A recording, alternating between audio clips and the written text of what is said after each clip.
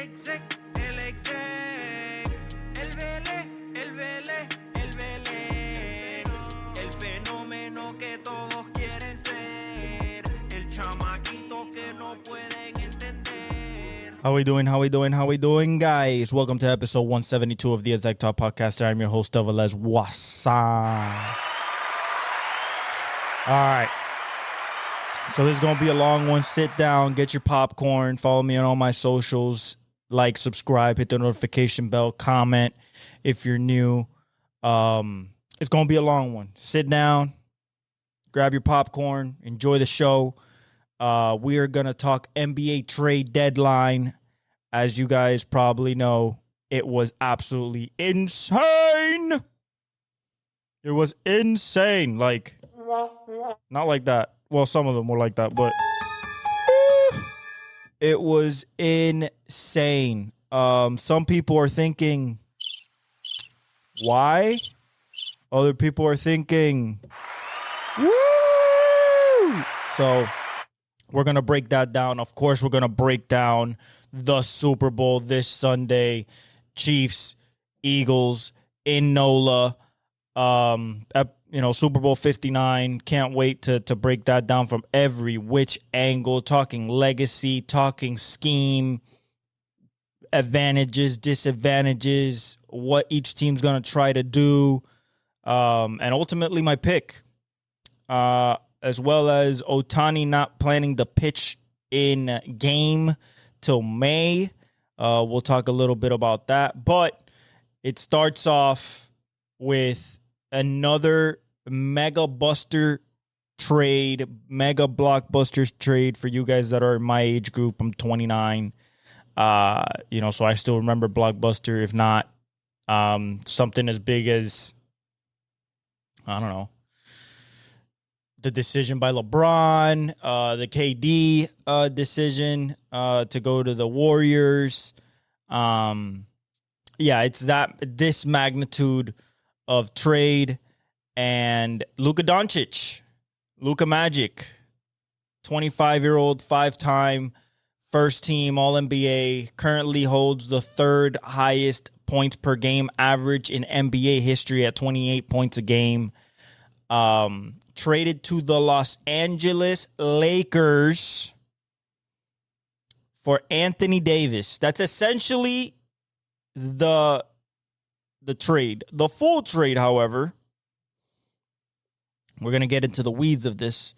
Before that trade, even though that's the big trade, before that trade, you had a small trade, but a player that's going to move around a lot as we talk about these trades. It was Drew Eubanks and Patty Mills to the Clippers. Utah Jazz get Mo Bamba and PJ Tucker and a 2030 second-round pick and some cash considerations.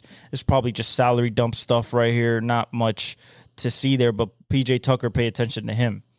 Okay, so Anthony Davis, Max Christie, and a 2029 first-round pick to Dallas. Lakers get Luka Doncic, Maxi Kleber, who broke his forearm or fractured his forearm, and Markieff Morris. It was a 3-team trade. Utah Jazz get Jalen Hood-Schifino, who hasn't played since he got drafted out of Indiana 2 years ago, a 2025 second-round pick, and a 2025 second-round pick, one via the Clippers, the other one via Dallas. That's the deal. What this means for these two franchises is the Mavericks believe they can win now, and the Mavericks also believed, and this has probably been brewing internally, it seems like Luka's lack of focus onto his body and his conditioning, especially as we saw it in the finals last year where he was he looked exhausted. He was hurt, but he looked exhausted and couldn't play defense against the Boston Celtics. It seems like Nico Harrison just said enough was enough. Apparently, Jason Kidd did talk to Luka multiple times about his conditioning and about his weight. He's around 260, 270 right now. I mean, still averaging almost damn 30. He's 25. He is a 5-time first-team All-NBA guy. Only 1 year he hasn't been first team All NBA. Presumably he will be a multi-time MVP. His talent is of a multi-time champion. And now he's the face of the Lakers. So the Lakers, what I see from Rob Pelinka, and Nico is the one who called. Nico's the one who called. He said, hey, would you be interested if Luka for AD? And they started chopping it up. And eventually the deal got done behind closed doors. Nobody knew anything. Luka didn't know anything. AD didn't know everything. And LeBron didn't know everything. He was shell-shocked. Luka was shell-shocked. He was shell-shocked at the press conference. He still wants to be a Maverick. His debut will be Monday is what they're shooting for. They originally said Saturday, but it will be Monday. And then AD is not going to play against the Celtics and then probably play. I think he was hurt. He had a calf strain or something like that. So he's going to come back relatively soon as well. Just not against Boston. So let's talk about this in the basketball sense. Luka and LeBron is like having basically two genius. It's like having Isaac Newton and Einstein on the court at the same time. That is the type of basketball IQ that we are talking about. These two amazing players. One is the second greatest player of all time, and the other one has been climbing ranks pretty quickly. And already gets called an all-timer by many basketball heads that have played against him, with him, and have seen him play. But back to like what Nico Harrison was thinking. He was like, hey, I have a 25-year-old mega superstar. And also what Nico probably, I hope that he took into consideration, especially considering that this is not Mark Cuban's full team anymore, since he sold a lot of it. So the decision making is not really with him anymore. The final say on trades and stuff like that. Because Mark Cuban, after Luka's first year, he said he'll never trade him, and he was going to be a Maverick for life. Luka wanted that. Luka wanted the Dirk Nowitzki path. It was his favorite player growing up. Besides Braun and Tim and everybody who encompassed his favorite players, Gasol as well. But at the same time, you got to understand that even though it's basically the Saquon Barkley effect, best player, one of the best players in the league, going to. Well, the Lakers are not a perennial championship pick as the Eagles are, but it's still the Lakers. Okay, it's still a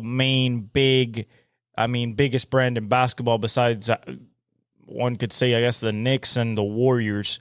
But it's still the Lakers. It's still the brand that has the 17 banners now that Boston has 18. It's the original basketball powerhouse after the Celtics. So what I see monetarily wise, one, Nico's petty. I think Nico, he saw that Luka was eligible for the $345 million Supermax 5-year deal this coming off season because of all his All-NBAs. And he was like, nah. He was like, you're not going to keep getting away with this. You're not going to keep getting away with the fact that you're out of shape. You're not going to keep getting away with the fact that you're kind of lazy. We've been telling you multiple times, you haven't grown up yet. And we're going to bet on the fact that if we bring more adultness into this locker room, that we have a chance to win now. And on one side, I don't blame him because you have to. I mean, once you give a guy $345 million, there's not much you can do, especially if it's a 5-year contract. But at the same time, this kid is 25 years old and a top 5 player in the league. Like that to me along with the money stuff, which is like he's one of the best in jersey sales. He's by far the most popular, Dallas Maverick. He puts butts in seats. He's one of the most exciting players to watch, especially in the playoffs. But Nico was like, I got to win now. I have the roster to win now. And I believe that I can make this move and give myself a 2-year window with two guys in AD and Kyrie in the same timeline. They're both 33, 31 and 33, I believe, or 30 and 30, something like that. I think Kyrie's 33, but it might be 30 and 30, 31, 31. And give myself with a Derek Lively, with a Gafford, give the opportunity for AD to play the 4, he was complaining the last 2 weeks. The Lakers like, hey, 5 is not my spot. I want to play 4. But the Lakers didn't have the facility they didn't have the ability for him to play 4 and be effective, because you're not going to put Jackson Hayes out there as a liability offensively. So, the Mavericks made the call. They started to get to talking. It was just some banter back and forth at the beginning, and then they got serious and got a deal done. Basketball-wise, I worry more about the Lakers just because, like, you got two guys whose usage rate over their career is like over 25% each. Luka being used some of the most egregious ways in NBA history, sometimes 33% of the time in usage rate, highest usage rate last season, and a couple seasons ago.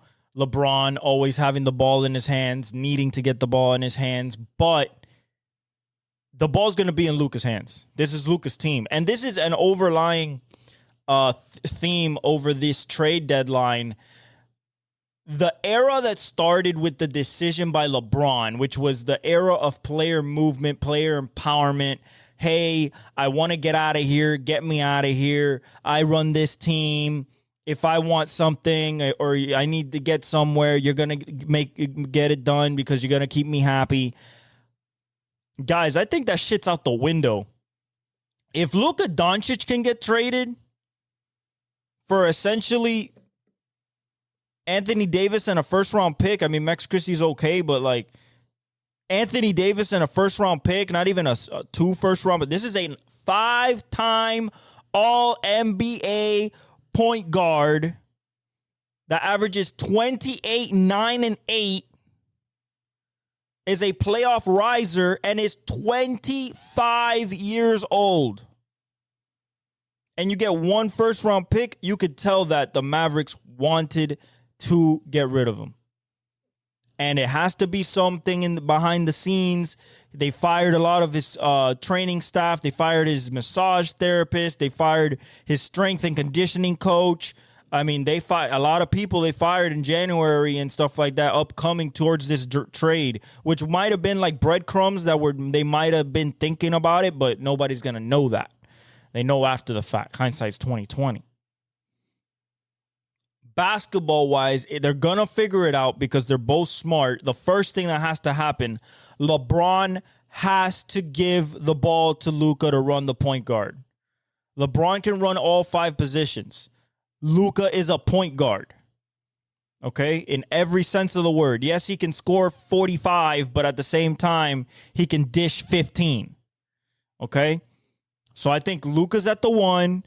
You got Austin Reeves, and then they made another move, which we'll get to a little bit later, to solidify the center spot, because once they got rid of AD, they didn't have a center. Now they supplied a very young and talented center, not as offensively gifted as AD, but the longest wingspan in the league, and very, very talented center that played at Kentucky.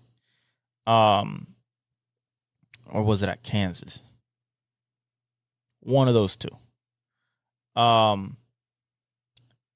So in the AD and Kyrie side, I think they automatically become one of the most deadliest pick and roll duos in the league. You're talking about a guy in AD who can run he can roll from the pick, catch lobs, get out to the 3-point line, shoot the 18-footer midi. Then you got a guy in Kyrie who could do all. You could do it all. And he's a 4-level scorer. He's a 30-foot, 24-foot, 18 to 5 and 5 to 0, level scorer. And the best handles in the history of the league. So I think that that's going to be a great combo. And then on the defensive side, besides Kyrie, who's no slouch on defense, especially, when he wants to guard and steal the ball, Gafford, Lively, AD,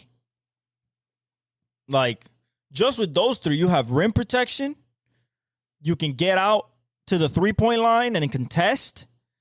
And you have defensive and offensive rebounding with 3 lob threats for Kyrie. So I think it's a good team. They did open their window up significantly for the next 2 years, but they also closed off probably a 10-year window with Luka.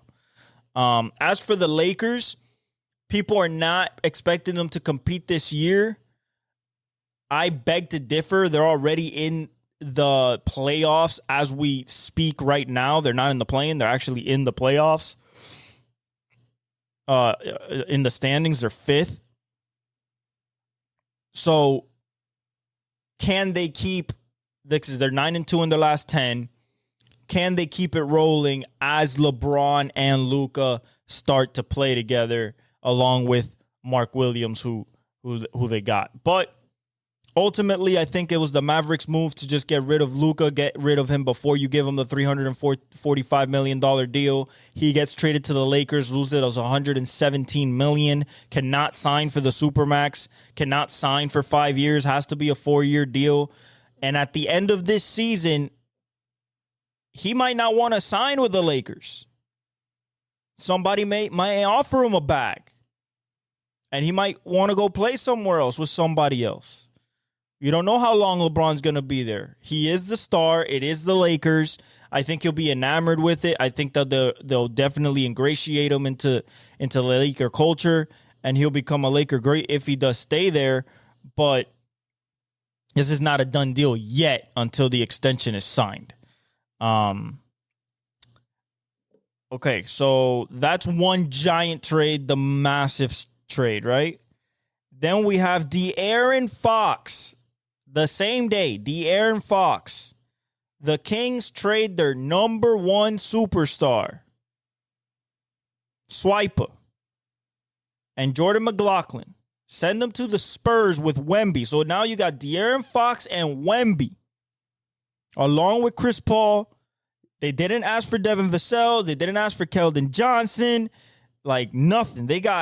Sacramento got Zach LaVine from Chicago, City Sissoko, a 2025 first-round pick, top 14 protected via Charlotte, a 2027 first-round pick from San Antonio, a 2031 first-round pick from Minnesota, a 2025 second-round pick from Chicago, 2028 second-round pick from Denver, and their own second-round pick in 2028. Chicago Bulls get Zach Collins, Trey Jones, so they lose Trey Jones, the good point guard, and Kevin Huerter. So the Kings get Zach LaVine and lose De'Aaron Fox and Kevin Huerter, which to me is asinine, and just get Zach LaVine back because I don't know if City Sissoko is going to play. Chicago gets Zach Collins, Trey Jones, and Kevin Huerter. Trey Jones could be a good backup point guard to Cody White. Kevin Huerter is going to be a shooter and maybe start now that Zach LaVine's gone. And San Antonio gets De'Aaron Fox to pair with Wemby, Vassell, Keldon Johnson, and they didn't even ask for Stephon Castle. That to me is insane. Now it's tough to defend Wemby. Because now it's not Chris Paul that is gonna, that you have to worry about passing him the ball. No. Now it's one of the top 3 fastest dudes with the ball on the court in the league. One of the best steal guys in the league. a guy that has legit explosiveness, a midi game that is nasty. They literally call him that off his office. He's gonna wear the number 4 because his wife wore number 4 at Texas Tech in college. Yeah, I think this is great for the Spurs. I think it opens up their possibility to get into the playoffs this year because De'Aaron Fox is not the type of guy that wants to miss the playoffs 2 years in a row. So I think this opens up. They're close enough to get into the play-in. And I think it's just going to be very tough to figure them out. Once they do figure each other out, I think it's going to be a filling out process. As for Zach LaVine going to the Kings, hey, man, you're going from bottom of the East to even harder bottom of the West. You made a lateral move. You went from 10 in the East to 11 to 10 in the West. You know, that's what you did. You could have gone to Miami. That would have been better for you, but, you know, San Antonio was clearly trying to, once Sacramento opened the door, San Antonio looks like it really, really wanted De'Aaron. So, and then Chicago to get Trey Jones, Kevin Huerter, and Zach Collins for Zach LaVine, your leading scorer, and give up so many first-round picks. Guys, 3 first-round picks, 1 top 14 protected. And that was for De'Aaron Fox. Not Luka. Luka for 1 first-round pick. 1. Incredible. Then the next trade was Hornets and Thunder swap second-round picks. That's nothing. There's no players there. Martin to Dallas for Grimes. So Caleb Martin goes to Dallas for Quentin Grimes, goes to the 76ers, and a 2025 second-round pick to the Sixers. Pistons get KJ Martin from the 76ers, and Philadelphia 76ers get cash consideration, so no player. Well, the Pistons get KJ Martin, a 2027 second-round pick, and a 2031 second-round pick, and at Philadelphia just get cash considerations. I think it's a good move for KJ. Go to a young team where they probably embrace him more. Jaden Springer goes to Houston from Boston for a 2031 second-round pick. I think Jaden Springer could actually blossom there. He can score, and he's a willing defender. It's a guard. New Orleans deals Daniel Tice to OKC for cash considerations and sends also a 2031 second-round pick to OKC. Sissoko goes from the Kings to the Wizards, and you're going to see the Wizards in a lot of these deals right here. They dumped everything, probably Cooper flag hunting. Sacramento gets Jonas Valanciunas, which was somebody that the Lakers were trying to target as their next center. So Sacramento gets Jonas Valanciunas with Zach LaVine. So Zach LaVine basically gets another version of Nikola Vucevic. Sacramento ain't going nowhere. Now it's Sabonis, Valanciunas, and LaVine. Monk. That's going to be interesting. And then City Sissoko for a 2028 second-round pick via Denver and a 2029 second-round pick goes to the Wizards, the dumpster franchise. Then we have another big trade. We have the Bucks, Wizards, and Knicks trade. So the Bucks trade Middleton to the Wizards. Poor Chris Middleton. He's going to go over there and just rot away the little what he has left in his career. And Milwaukee gets a 6'9" Kyle Kuzma, Patrick Baldwin Jr., who can shoot, and Jericho Sims from the Knicks, who's a high-flying center, and second-round draft compensation. Chris Middleton goes to the Wizards. A.J. Johnson, a young guard from the Bucks, goes to the Wizards. And then the Wizards also get a 2028 first-round pick swap. And the Knicks get DeLon Wright and cash considerations. Milwaukee knew that with Chris Middleton's ankle surgeries and injury history, there was no way that they should risk the last of what they have in the next, I would say, year, 2 years of this Giannis and Damian Lillard combination with a guy who can barely get on the court and might be a liability of not being able to be on the court in the most precious moments, which is the playoffs. You get a young, hungry Kyle Kuzma who has been kind of running his own show in the Wizards for the last 2 years, learning, and you ingratiate him at the 3, at the 4. Well, not at the 4 because Giannis is a 4. At the 3, maybe at the 2. With Damian Lillard, give him more space to operate because Kyle Kuzma's a legit threat, a 20-point score threat, and then Giannis more operating room as well. I think it's a good move. It's a good defensive move. 6'9", lengthy. Kyle Kuzma can play defense. So you upgrade there. Patrick Baldwin can come off the bench. So can Jericho Sims for Giannis or Brook Lopez and bring some energy, some offensive rebounding, some defensive intensity. So I like that for them. Chris Middleton to the Wizards. He just went to go die, essentially. And DeLon Wright to the New York Knicks. He's just going to ride the bench, most likely. Then the Pelicans trade Brandon Ingram. Finally, we've been waiting for this since, I want to say, even the offseason. It's gonna be BI? Is it going to be DeJounte? Who's leaving? Zion? And they finally got an answer. BI goes to the Raptors. The Raptors receive Brandon Ingram.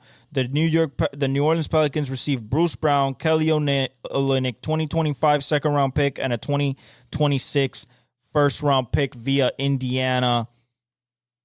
You traded BI for a bag of balls. Bruce Brown, nice role player, and Kelly Olynyk, okay role player, and a second-round pick and a first-round pick.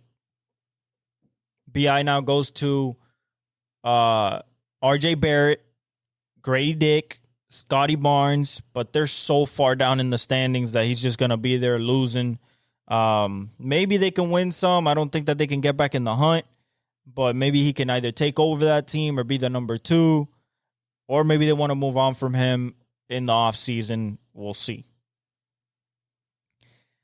This is what the Lakers got. This is what the Lakers did in order to get their next center. Now, do I agree with this move? Personally, no, because the guy that you traded was a legit possible, can convert, it can be a 20-point scorer in this league, legitimately, and that's being Dalton Connect.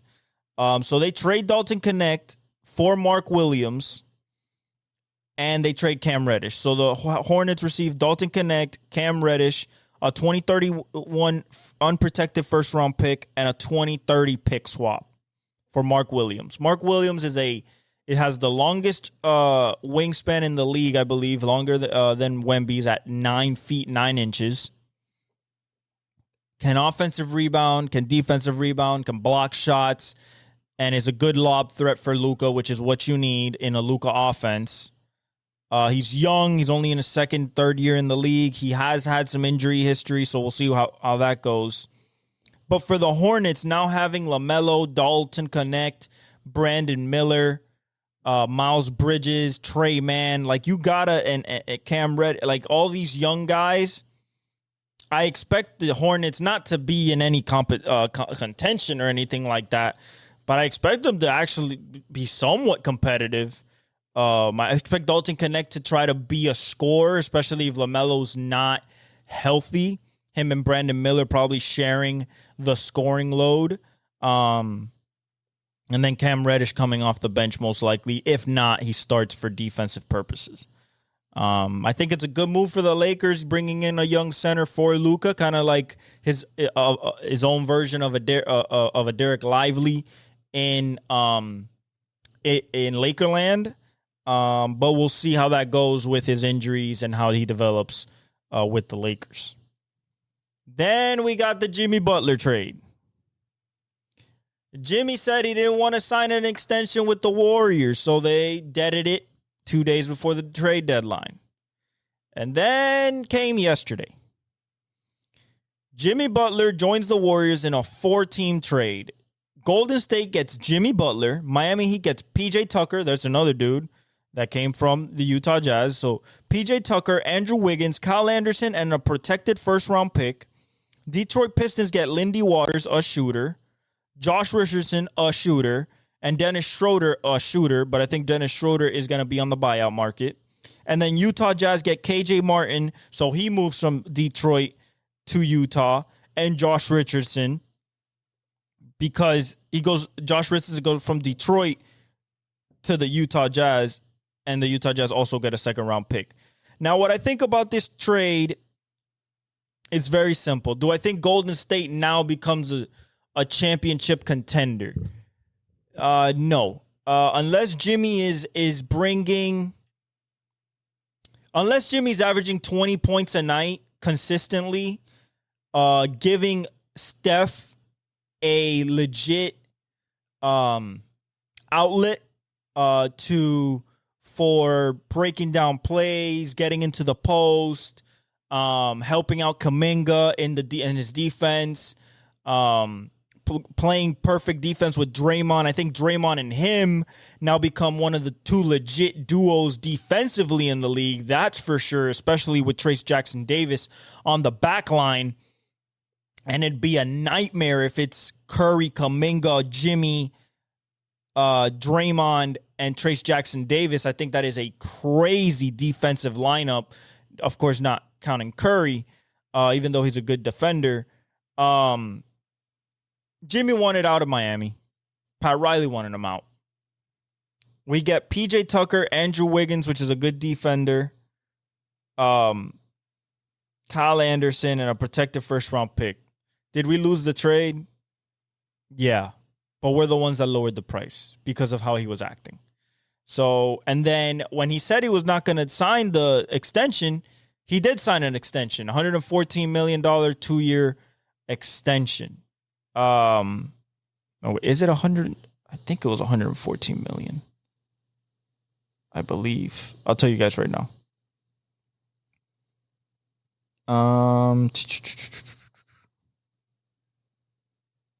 He signs.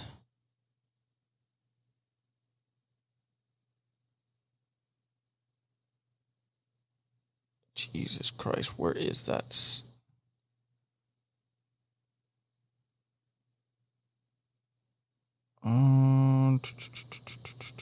He's out right now, by the way. He's hurt. Or he's not hurt. He's just not playing yet. Oh man, that was a deal.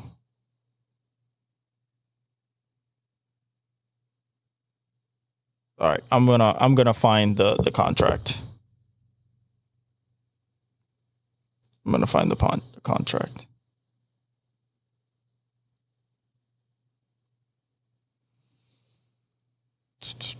Got to go to Shams because he broke it. He broke the contract, so got to go to Shams here. And where is the contract at? So they're keeping Kyle Anderson, they're keeping Wiggins, Tucker, and Anderson are in Miami along with the Warriors Warriors protected first rounder. Lonzo Ball signed a new 2-year deal with Chicago, which is big for him after 2.5 years of not playing. 2 years, $20 million. Let's see here. Where is that deal? 2-year, $121 million. So he gave him 2 years, basically puts him on the same timeline as Curry and Draymond. That's $121 million. And we'll see what happens from there. Like I said, I think this makes the Warriors a better defensive team. What the Warriors would want from Jimmy is for him to stay healthy, help him get to the playoffs, and then turn into Jimmy Butler in the playoffs. If you have Jimmy Butler in the playoffs playing like Jimmy Butler does in the playoffs, and then you have a Curry Then you have a Draymond in playoff mode with Steve Kerr, a more developed squad, in pods, Kuminga, Buddy Hield.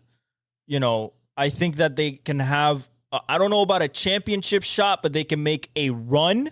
They have a shot at making a run. So do I think this makes them a complete, better than, close to OKC, close to, right now, Memphis, close to the Rockets? No. But if they can give themselves a shot, we've seen Curry win a championship being a 4 seed. So, it's not out the realm of possibility. But do I think it's going to happen? No. But the Jimmy era is out of Miami. I think Andrew Wiggins is going to become our number 2 scorer or number 3 scorer behind Bam and Hero. What I think that this is going to do, especially if we keep Kyle Anderson, we're going to become even a more defensive team.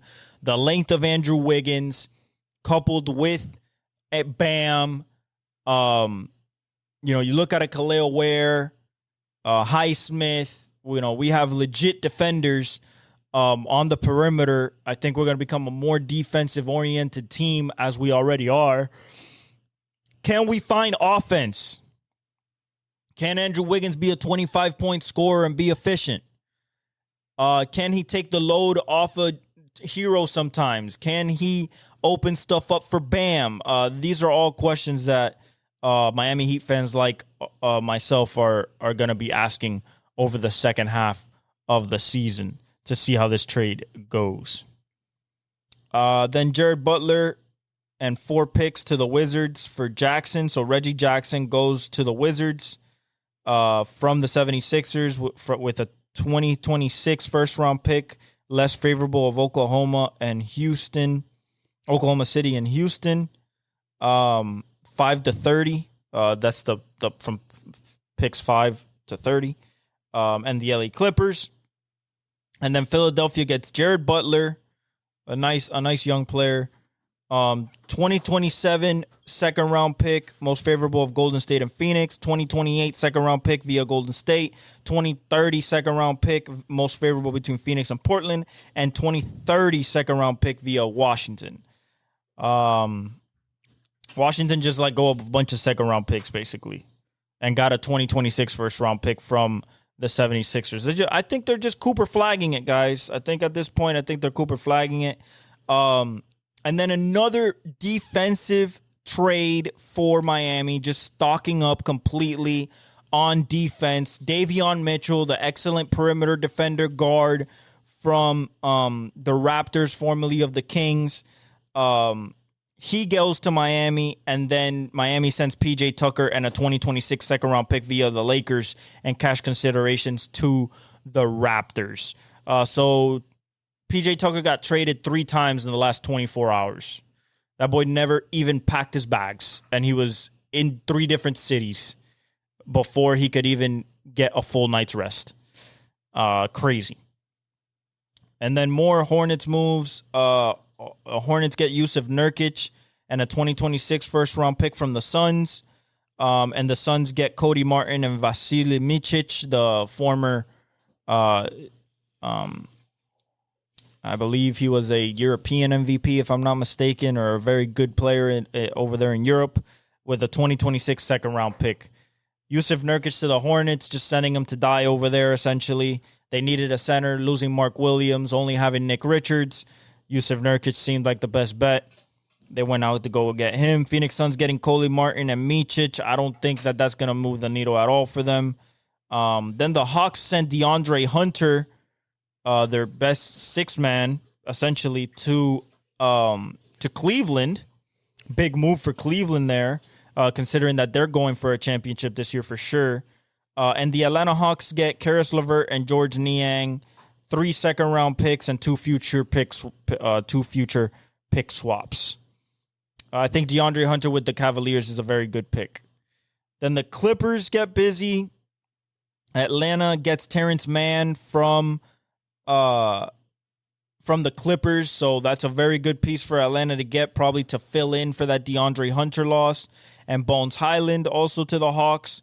Clippers get Bojan Bogdanovic, so Bogey's on the move for 3 second-round picks to the Clippers as well. Another shooter for the Clips to add to Kawhi and James Harden. Now probably can't double team either of them because Bogey is on the outside, makes them formidable.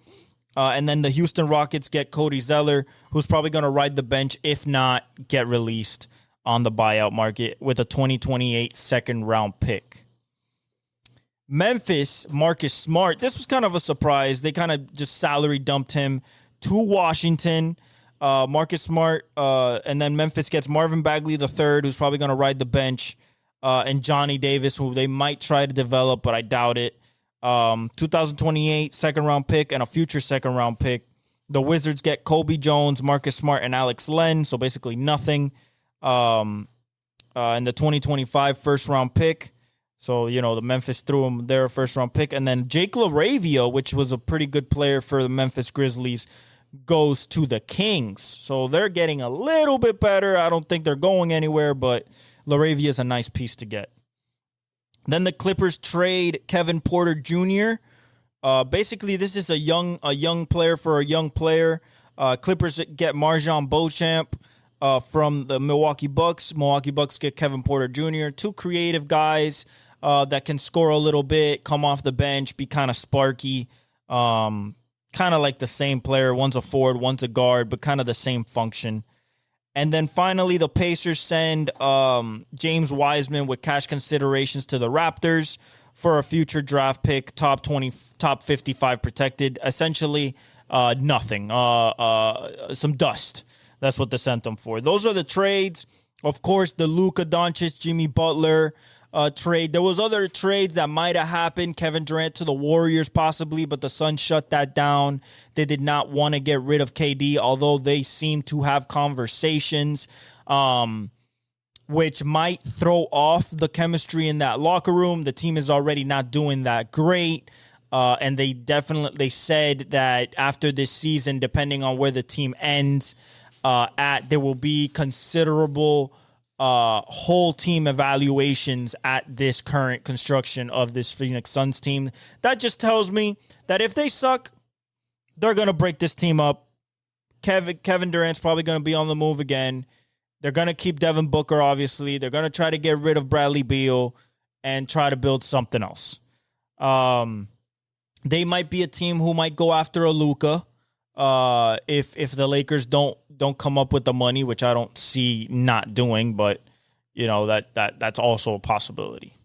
So that was the NBA trade deadline. Some craziness for sure, something that we never thought would happen. Luka Doncic going to the Lakers as a 25-year-old phenom for Anthony Davis.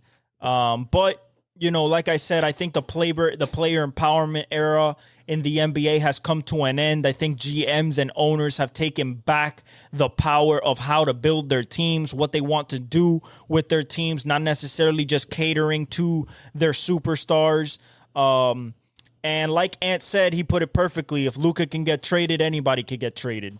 I firmly believe that. I'm looking at guys like Zion. I'm looking at guys like Joel Embiid. Anybody who's injured and commanding a lot of money, not really producing.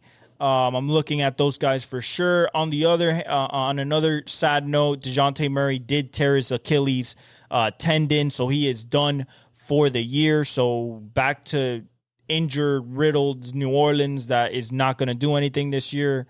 Hopefully Zion just hoops and stays healthy, looks good, is a monster, and maybe next year they'll be better, maybe go after something, or they could do so bad that maybe they get a Cooper Flag, or maybe a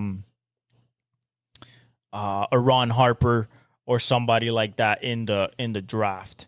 All right, guys, now we are going to break down the Super Bowl in every which way you guys can think of.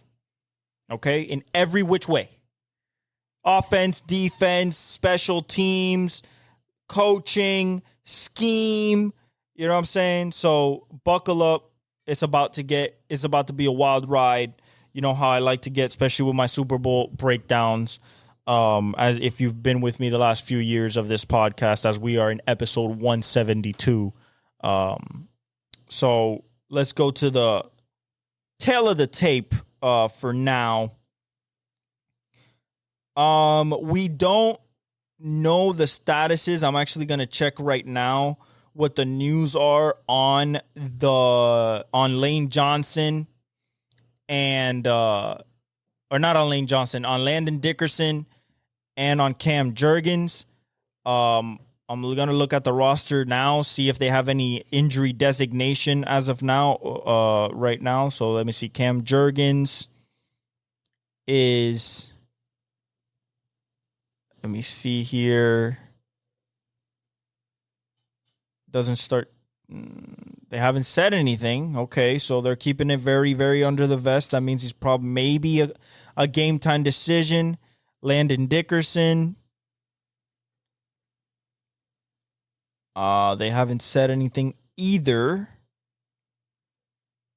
Okay, so it looks like they're playing. That's very big for the Eagles. KC's completely healthy. All right, so let's start by the fact that this is basically three-peat. There's two things on the line here on either side. There is the fact that you can have the greatest run in NFL history with the Kansas City Chiefs if they achieve the three-peat, something that's never been done in the Super Bowl era. I don't want to hear about the Vince Lombardi days, because that wasn't the Super Bowl era. It wasn't free agency. The draft was different. I mean, there was way less teams, so I don't want to hear it. I love Vince Lombardi, but this would be the greatest run ever. And then on the other side, it would be the greatest running back season ever if Saquon puts the icing on the cake with a win. So there's two historical kind of one-of-one historical things that can happen in this game.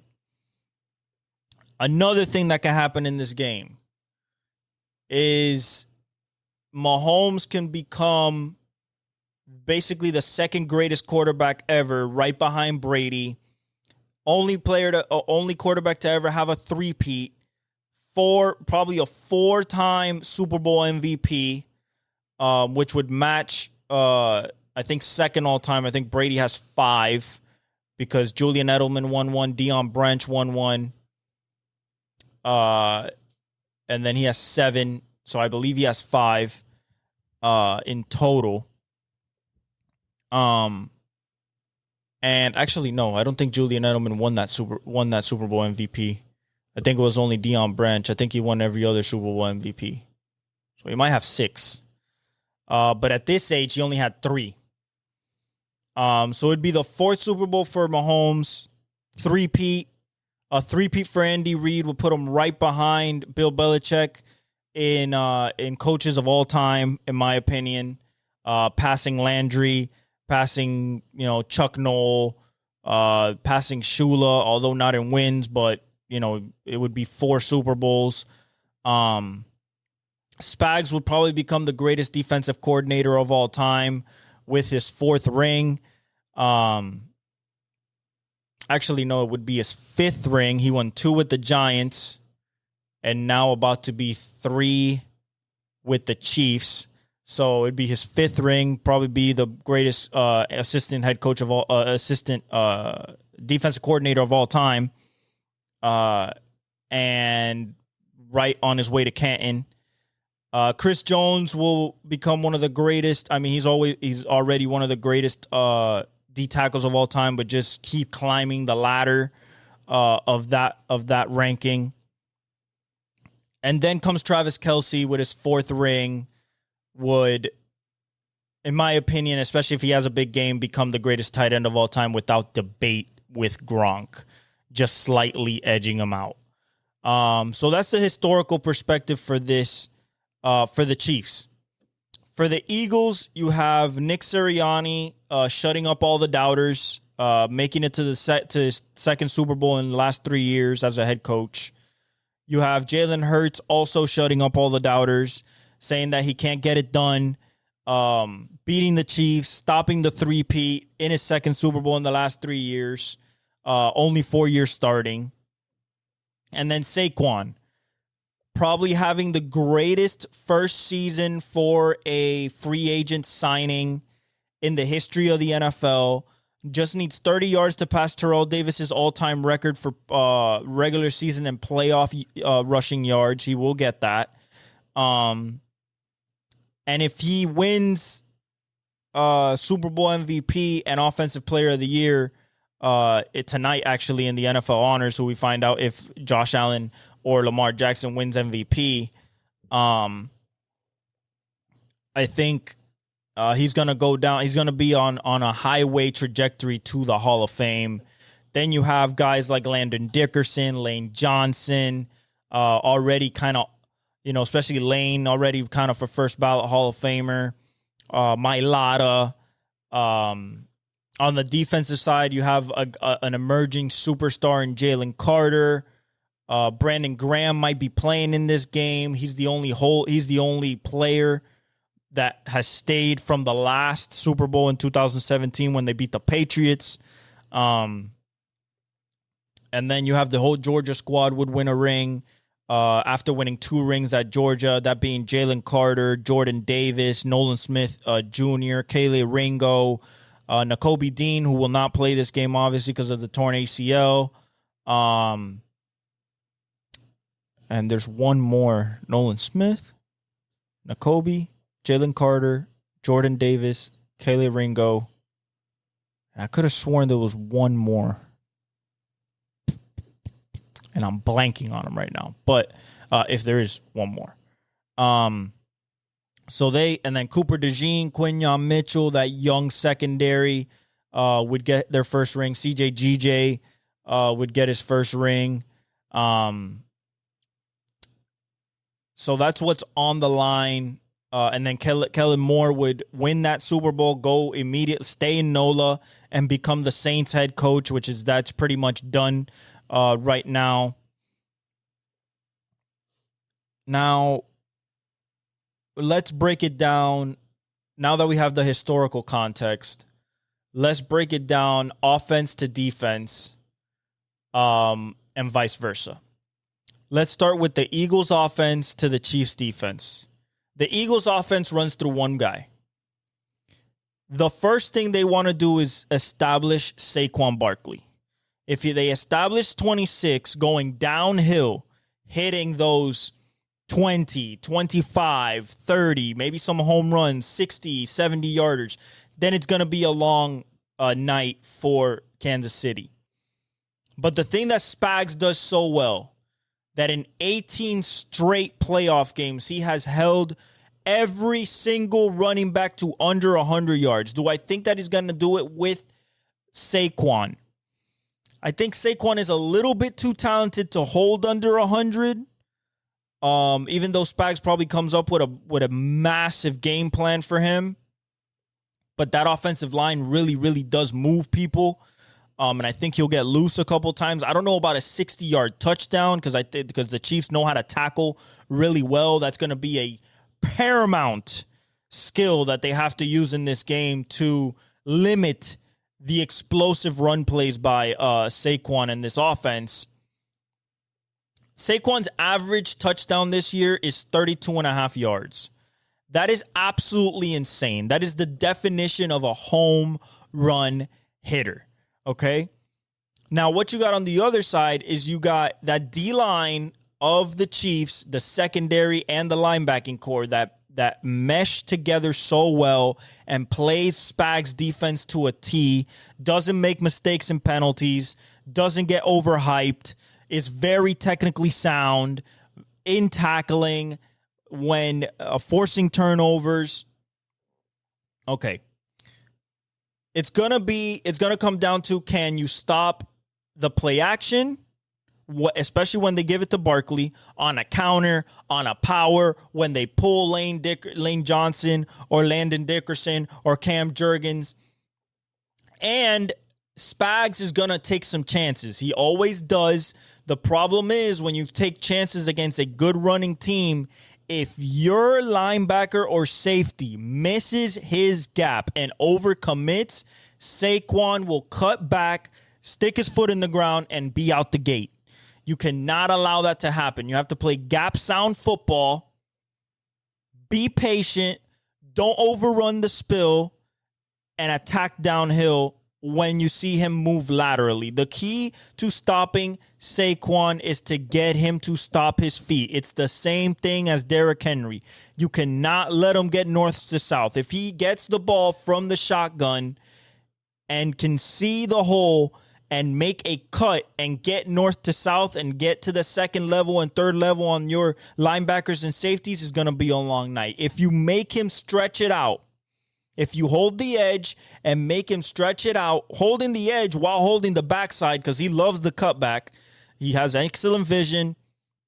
If you string him out to the sideline, use your sideline as your friend, as that 12th defender, then you could limit him. What this game will come down to for the Eagles and the Chiefs when it comes to offense versus defense is gonna be second down. If this is a game where the Eagles are 3rd and 6 constantly, 3rd and 5, 3rd and 6, 3rd and 8, 3rd and 9, the Chiefs will win this game going away. Why? Because Trent McDuffie, the two-time All-Pro, is gonna be on A.J. Brown. Jalen Watson is gonna be on Devontae Smith. Justin Reed is gonna be on Dallas Goedert. That only leaves Jahan Dotson, Saquon, and Jalen Hurts' legs. Like I said, this Chiefs defense is the best tackling team in the NFL. They rarely miss tackles, like rarely. I think they had 8 all season. And they bring the ball carrier down when they hit them. So screen plays, bubbles, slants, in cuts, out cuts, they limit yards after the catch. It's going to come down to, they want to put it, Spags is going to say this for this, he's probably been saying this all week. Guys, if we stop 26, we get back to the same place that we were 2 years ago when Jalen had to make every throw. And I don't think that now he's that same player. Now, that's a big challenge, and they do have a better defense, in my opinion, the Chiefs do, from that defense, because that team was very, very reliant on Pat Mahomes. So, that was an MVP year, 5,000-yard season, over 40 touchdowns, the whole shebang. Now this is a defensive team. This is the number 1 defense versus the number 2 defense. Okay? It's going to come down to, when it comes for the Eagles, is Dallas Goedert going to get open on 3rd down and be able to get first downs? Is Jalen Hurts going to be able to run the football on his own, on keeps, whenever they go man-to-man, whenever they send a blitz or anything like that? And 3, if it comes down to a 3rd down or a 4th down in the 4th quarter, you know that Spags is going to send an exotic blitz that you've never seen before.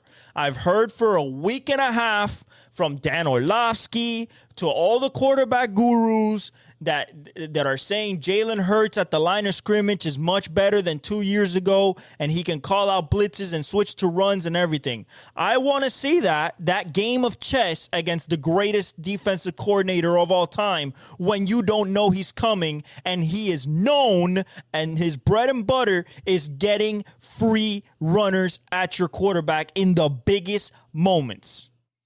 Okay? I want to see that. Is that leg really good?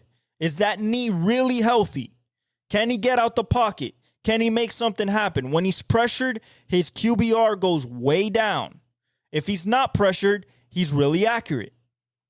This is also going to come down to the secondary. Can Trent McDuffie one-on-one win the matchup with A.J. Brown? I think he can, but it's also a size difference of 5'10", 5'11" to 6'2", 225, 230 with A.J. Brown. On the other side, how lethal is Devontae Smith going to be? One of the best route runners in the NFL, a legit number 1, not a number 2. Can Jalen Watson deal with him? Okay, because he's going to be matched up on him a lot. Same thing with Dallas Goedert with Justin Reed. Can Justin Reed cover him good enough so the pass rush and the blitzes can get there? Do I think that Spags is going to blitz every single play? No, but he has definitely blitzed top 5 in this this whole season. You know, so that's one thing, the blitzes. Can blitz pick up by Saquon, which he has been really good, but that's with blitzes that are not coming from Spags. The free runners that go to Jalen, because Spags is going to have free runners. And then the final piece of the puzzle, if you get to stop Saquon or limit him enough, how, who, and what, and how are you going to deal with Chris Jones? Who is he going to attack? And if he sees a weakness and is exploiting it, how can you counter? Okay? I don't think he's going to rush on Lane Johnson. He's, that's a Hall of Famer versus Hall of Famer. I don't think he's going to go against Jordan Mailata. That's all pro versus all pro. I think he's going to pick his spots between Cam Jurgens, Landon Dickerson. Okay? I think that's where he's looking. Ultimately, it's going to come down to that. Because if they slant to Chris Jones, that means Dana, Pennell, Karlaftis, Omenihu, and the blitzes, Nick Bolton, Leo Chenal, not Reed Blankenship, the other white dude. Oh, my Lord. Why do I always forget his name? The other linebacker. I don't know why I forget his name. I used to know it like off the top of my head. Derek Nottie, Tershawn Wharton, Drew Tranquill. Okay, Drew Tranquill. And then also can Shamari Connor, Brian Cook, the second safety next to Justin Reed. And if Nazeeh Johnson has to get in, Jaden Hicks has to get in, Joshua Williams has to get in. Can they keep the top on the defense? Okay. Personally, I think that the Chiefs can limit Saquon to under 125. In my opinion, if you keep Saquon under, not 125, if you keep Saquon under 115, 110, that's a win. Because he's averaging 124. He's averaging 125, 140. So that's on the defensive side. For the Chiefs. Can you stop Saquon? And if you can limit Saquon, can you force Jalen Hurts to make a mistake? Jalen Hurts is 0-4 when he has to throw 30 passes a game. Okay? When he throws 30 passes or more a game, or somewhere around that number, 28 to 30, somewhere around that number, they are 0-4. You have to make this a Jalen Hurts game. In my opinion, I think Jalen Hurts throws a pick in this game. I don't know if it's Trent McDuffie. I don't know if it's Justin Reed. It might be Nick Bolton. But somebody's getting a pick on the Chiefs. I just feel it. I feel like that Spags is going to stress that we need a turnover. Now, can it happen with a sack, a strip fumble? Absolutely. But I think that they're definitely getting a pick. Okay? Now, let's go on the other side. Let's go Eagles defense, Chiefs offense. Key here is the offensive line. Is Mike Caliendo going to be your left guard? Are you going to keep Joe Thuney as your left tackle? If that's the case, Jordan Davis and Jalen Carter are going to be able to feast, even though I think that Andy Reid is going to, and Nagy is going to shift the line towards Jalen Carter most of the time. Creed Humphrey's gonna slide to Jalen. That means pressure's gonna come from one side, from the other side. The problem with that is when you blitz Mahomes, you usually get torched. Why? Because when you blitz, you're not playing zone no more. There are zone blitzes, but Mahomes is so smart that he could probably see it coming, change the play, and hit you with a screen to Xavier Worthy, and now it's first down. You wasted a blitz, and you're back where you started. You have to, if I'm the Eagles, I have to, every single time that Mahomes gets the football, I need to have him in 3rd and long. And I need to get off the field. That means you have to cover Travis Kelce. You have to cover the in-breakers. But I know you're not going to do that. Vic Fangio's 0-8 versus Mahomes. And the reason Vic Fangio's 0-8 versus Mahomes is because Vic Fangio loves to run quarters and cover 2. Loves that umbrella coverage. And the thing is, if you run umbrella coverage versus Mahomes, him and Kelce are just going to pick you apart. You got to understand that wherever your linebackers are in a zone, Kelce's going to move them. Wherever safety is in a zone, Kelce will move him. He's going to get open, okay? And he's going to turn upfield. Can KC run, even have a semblance of a run game against this defense? A semblance of a run game, okay? I'm talking about, Andy Reid gives it to Pacheco and Kareem Hunt combined like 22 to 25 times. Just to keep them honest, so the play action works. Before we talk about how the offensive line is going to deal with Jalen Carter, Nolan Smith, Josh Sweat, possibly Brandon Graham, Bryce Huff, and all those, let's talk about how this umbrella coverage, Andy Reid, that first drive is going to make it a point, just like it did against the Bills. Hey, you run this against me, we're going to dice you up. If the Eagles get the ball first and don't even have to go 3 and out, but they don't score, they punt. That first 15 plays by Andy Reid and Mahomes, they're going to be down 7-0 before they can blink. And now the pressure's on. Okay? That first 15 plays is going to tell us a lot about how Vic Fangio is going to play this offense. If he's going to come out in his umbrella coverage, he's going to try to bring pressure with 4. If he starts getting diced up with in-breakers, slants, screens, maybe a little run against the light box, if that starts happening and the Chiefs basically bully and force Fangio to go blitz, play man-to-man, you're playing right into the hand of the Kansas City Chiefs. You rather play zone, play your own coverage, try to make him make a mistake, than to play man-to-man, and now you're getting picked, rubbed, meshed, flood. I mean, you name it, you're getting it. You name it, you're getting it. You're getting picked, you're getting rubbed, you're getting meshed constantly from places you don't even know it's coming. And it's going to be just 5-yard pass, yards after the catch. Now, the Eagles are the best to stop yards after the catch, but that comes with a caveat. Let's say they bully you into man-to-man.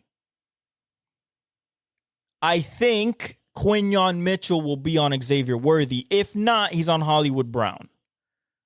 I think Quinyon Mitchell's probably the only guy who could stick Xavier Worthy on a go ball. I don't think Darius Slay has that type of legs, and I don't think Cooper does either, even though he's hyper athletic. If somehow, some way, they've been trying it all year, they've never hit it.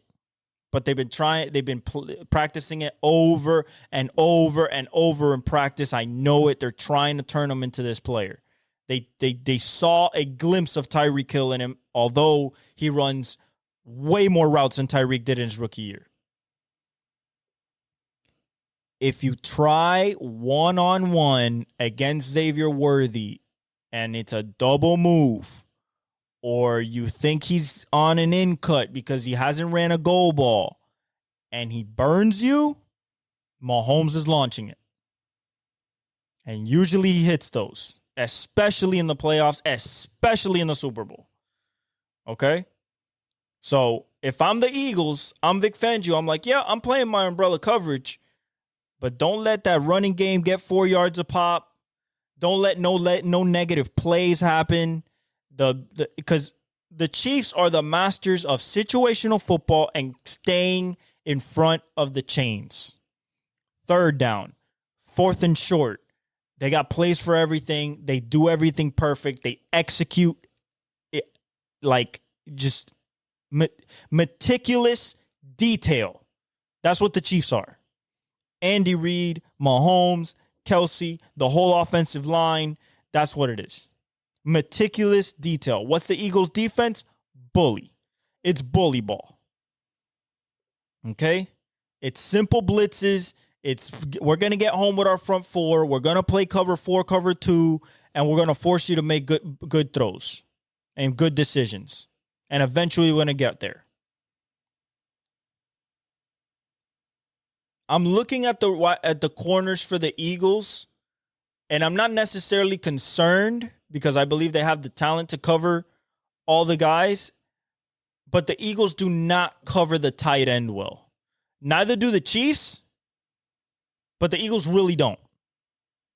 Okay, Zach Ertz had a big day. Tyler Higbee had a big day. So if you allow Kelsey to get in a rhythm, catch a ball here, 5 yards, first drive. Catch a ball here, 4 yards, first drive. Catch a ball here, break a tackle, 17 yards. If you allow him and Patrick to get in a rhythm, you will not win this game. On the other hand, if you get cute, you try to blitz, and Patrick calls you out on it, and he has a Kareem Hunt or a Pacheco with Bit's pickup, you're going to get burnt every single time. His accuracy does not falter in the playoffs. The only thing, Mahomes, you got to pray, if you're the Eagles and you saw this firsthand, Mahomes in the first half or in the first quarter of Super Bowls is not that locked in. If this is a second half game, let's say the score at half is 21-17 Chiefs. 21-17 Chiefs. It's going to be a tough second half for the Eagles. 21-17 Eagles. Still going to be a tough second half for the Eagles. One of the biggest things in this game before they even touch the field is the coin toss. Who gets the ball first? I already know Andy Reid wants to defer. He wants to defer. Why does he want to defer? He believes in that defense. He wants to show that Saquon is not going to beat him. If he forces either a 3-and-out or a punt on the first series, Eagles are in trouble, even if they get into a groove. Because the message has been sent, Saquon is not going to beat us. You're going to have to throw the ball. You're going to have to make good decisions, and that's going to lead to a mistake. It's going to lead to, oh, that window's not there. I'm going to hold it for a little bit more. Here comes Chris Jones. Here comes George Karlaftis. Here comes Amenahue. Here comes, Pennell. Nick Bolton. Here comes a blitz off a cap blitz off the edge. Najee Johnson. Justin Reed coming from his safety spot. You know what I'm saying? So that's what you're going to deal with if the Eagles don't take advantage of getting the ball first. If the Chiefs get the ball first, it might be 7-0 before Jalen Hurts even touches the field. It might be 7-0 before Jalen Hurts touches the field. Now, there is big downsides to either for the Eagles and for the Chiefs. If the Chiefs allow the Eagles to get the ball first and Saquon Barkley in 5 plays, they score a touchdown, adjustments has to be made quick. On the other hand, if the Eagles get the ball, don't score. Mahomes scores. They get the ball. 7-0. Second series. Still don't, field goal. Let's say the Eagles get to the 30-yard line and they're not in push range. It's a 4th and 4. Field goal. Mahomes gets the ball back. He's already in the rhythm. Bing, bing, bing, bing, bing. 14-3. Still in the first quarter. Possibly maybe start of the second. Back to the Eagles. Work down the field. Touchdown. 14-10. 5 minutes left. Remember, the Eagles got the ball. 5 minutes left in the second quarter. Let's say the Eagles ran down the clock. 5 minutes left, second quarter, before half. What do you have to dominate if you want to win? If you want to win games in the NFL, the middle 8. 5 minutes left. What does Mahomes do? Bing, bing, bing, bing, bing, bing. 21 for 21 touchdown, field goal, touchdown, 21-10, halftime. Who gets the ball in the second half? Oh, Mahomes does. Bing, bing, bing, bing, bing. Let's say they get a field goal, 24-10. Already 14. You're already down 14, second half against Mahomes. Now you got to press. Now you got to throw the ball. Bing, pick. What happened? Bing, bing, bing, bing, bing. Touchdown. And it becomes a route. And Saquon can't get the ball. Okay? On the contrary, for the Chiefs, let's say the Eagles get the ball first. 5-6 plays. Boom. Touchdown. 40-yarder by Saquon. All right. We were already behind the 8 ball. We've been here before. 7-0. Okay. First 15. Bam, bam. 7-3. Next series. Can't stop the run. Bing, bing, bing, bing, bing. All right. Hold them to a field goal. 3-10. Mahomes comes back. Bam, bam. 10-10. Again, come back. 17-10. Mahomes comes back. 17-13. Halftime. Who gets the ball first? If it's the Chiefs, okay, they're in good shape. If the Chiefs get the ball first, do nothing with it, or get a field goal, and the Eagles get the ball and go to a touchdown, 7-3, and then the Eagles, let's say the Eagles score a field goal at the end of the half, 17-13, 17-14, something like that, or 17-10, or 14-10, or 17. It could be 17. They could be tied. 21-17, whatever it may be. And then the Eagles get the ball in the second half and go Saquon, 2-3 plays, boom, 60-yarder. Now you're putting the pressure on Mahomes and giving yourself a shot. So it all depends. That coin toss is going to be so important, because if the Chiefs get to defer, pressure's on Philly right off the bat. Right off the bat. You got to deal with Chris Jones. You got to deal with Spags. You got to immediately.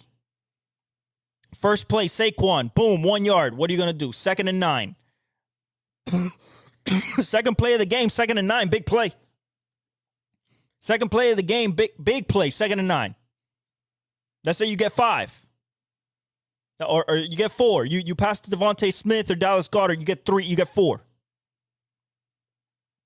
All right, third and 4. 3rd and 5.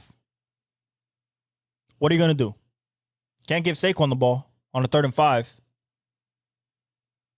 Yep, you're going to get blitz. That's going to be the first blitz of the game. If it's 3rd and 6, 3rd and 5, first drive, Spags is going to blitz you. It's going to be a simple blitz. It's not going to be nothing crazy. He's just going to set you up for the end of the game. That's what Spags does. The reason I say, if this is not a blowout by the Eagles, that the Chiefs will always come out on top, is because Andy Reid, Steve Spagnuolo, and Patrick Mahomes are the best of the best at second half adjustments, especially on the offensive side of the ball. When it comes to situations, 3rd and 2, 3rd and 1, 4th and 1, you're not going to beat Andy Reid. You're not going to beat Patrick Mahomes. Okay? Now let's talk about what really is going to come down to. Okay? The secondary's nice. Linebackers are great.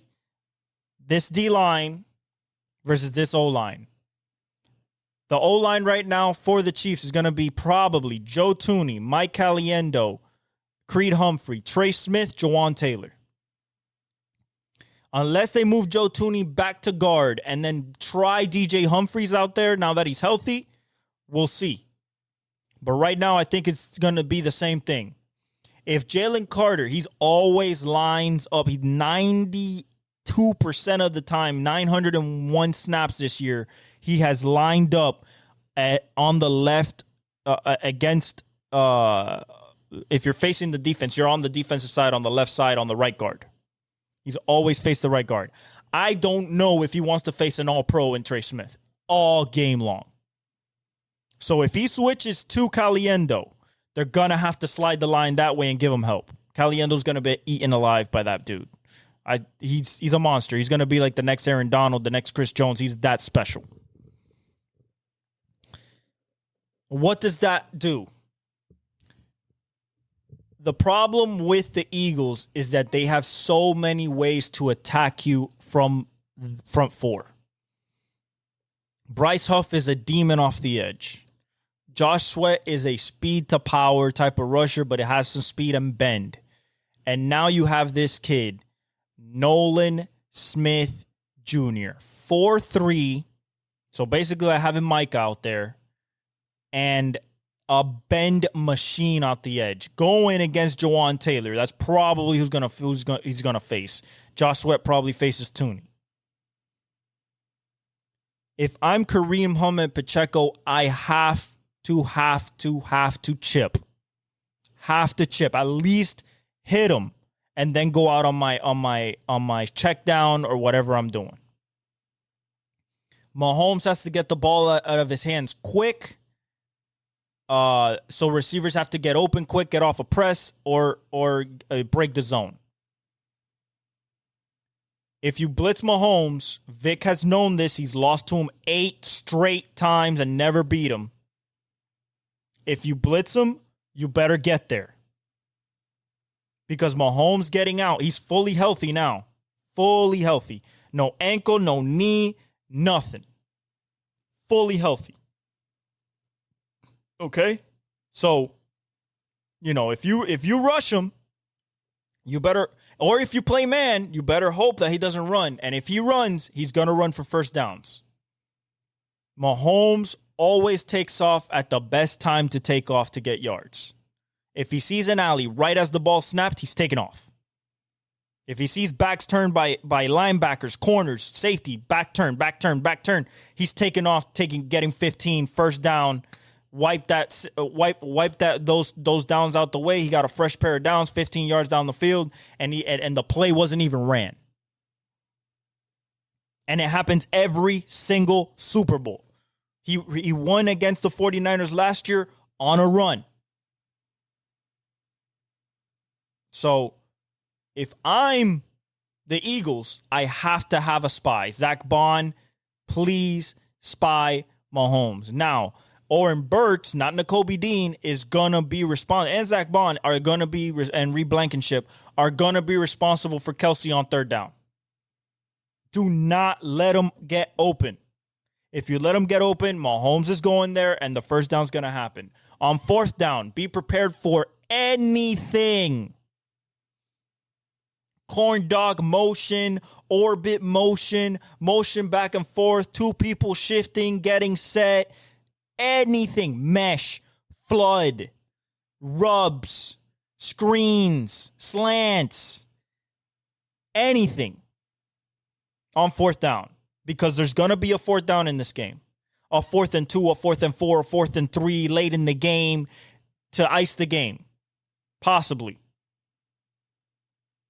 And Andy Reid and Mahomes are going to be ready. Or the Eagles going to be ready. Same thing for the tush push. It better be as successful as it's been. Do not get caught running the tush push and getting stopped. Do not get caught like that. Okay? That is very, very bad. What I'm looking for on the outside, if we're talking about If we're talking about receivers, Hollywood Brown, I think, is going to be a big part of this game. Not necessarily catching the ball, but I think taking coverage his way. Same thing with Xavier Worthy. Watch Noah Gray.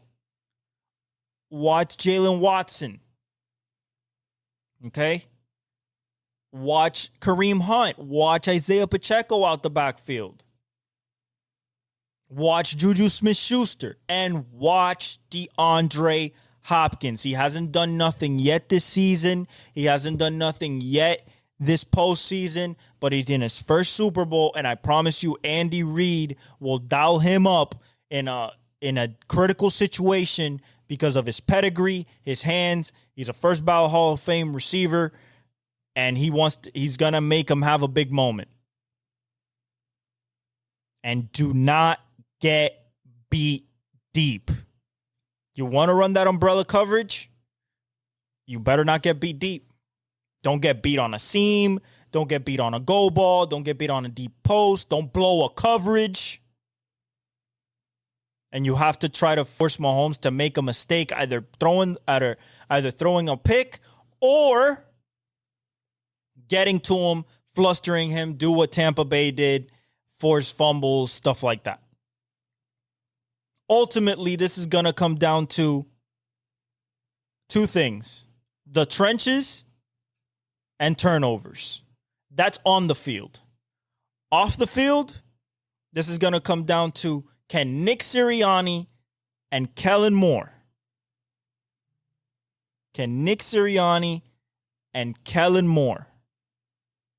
out-coach Andy Reid and Steve Spagnuolo? That chess match is what's going to determine this Super Bowl. And if you ask me, and this is my official pick, I'm going with the Chiefs, baby. 3-peat. Yeah, you might say the Eagles are a better team. They are. Top to bottom. They are. But Mahomes, Andy Reid, Spags is just stuff you can't quantify. Travis, Chris Jones, the having the pedigree of being there, have been done that over and over and over. The moment's not going to be too big. This game is going to come down to a one possession, and it's going to be Mahomes with the ball in his hands to win it. Plain and simple. If not, and Spags does magic, this might be a blowout. This might be a blowout, possibly. But I think it's going to be a close game.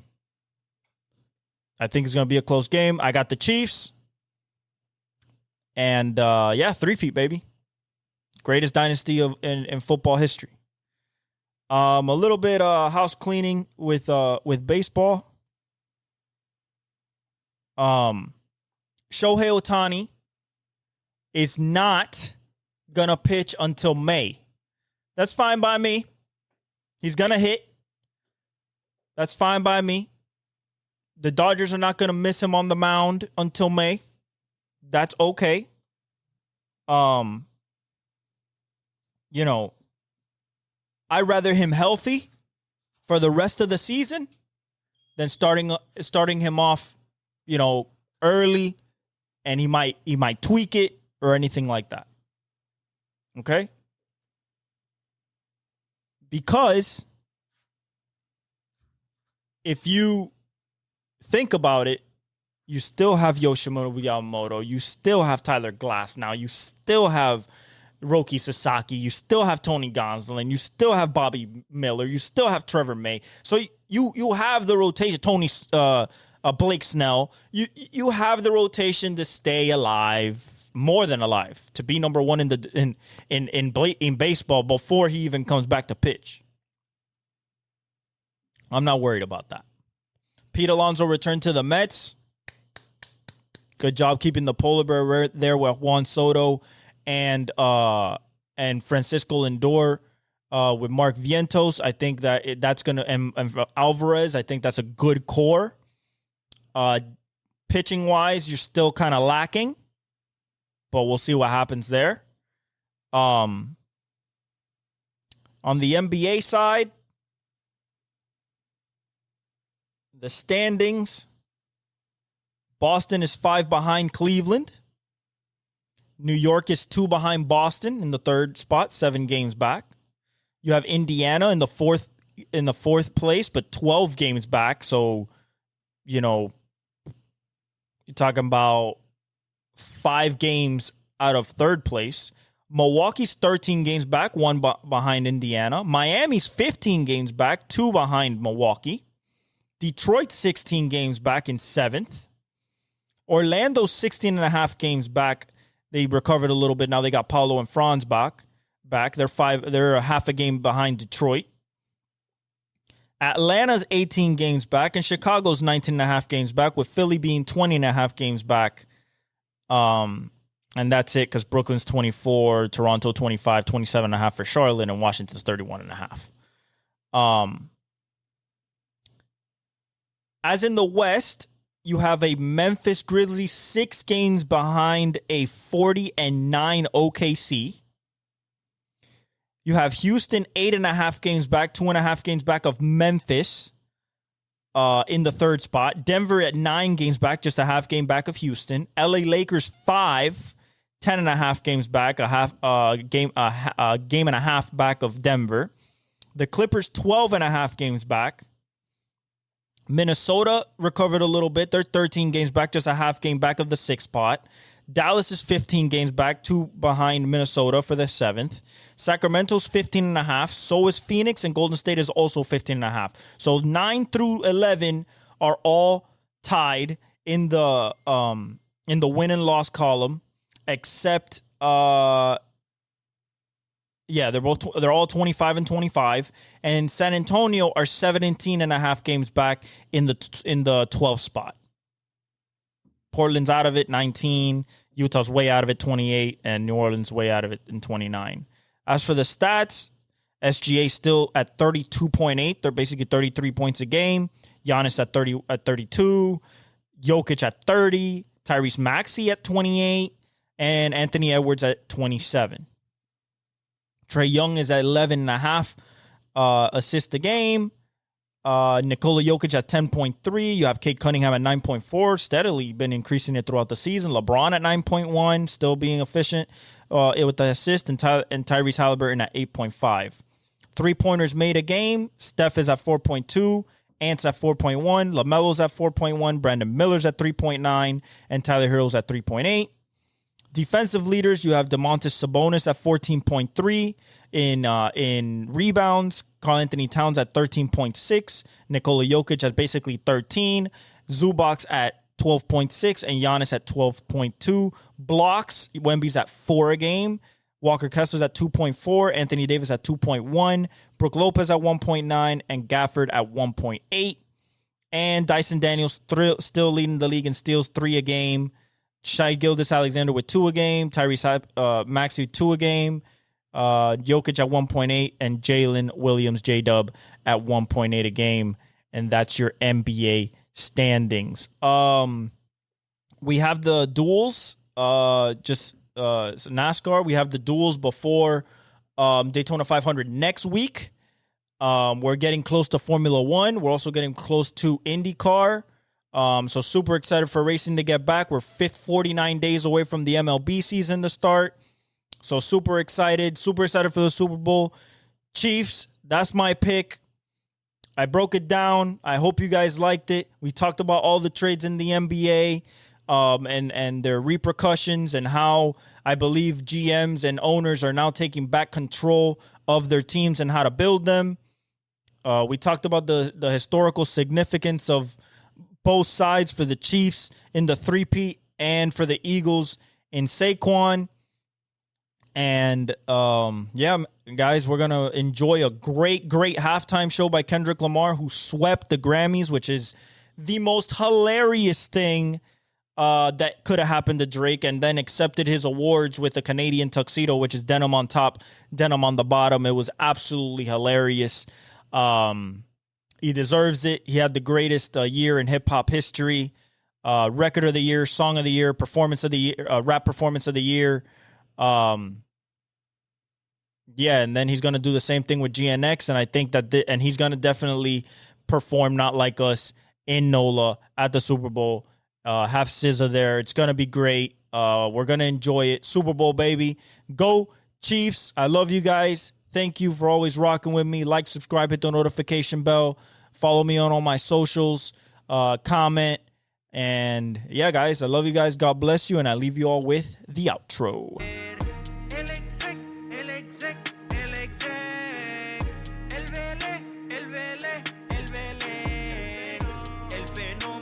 Que todo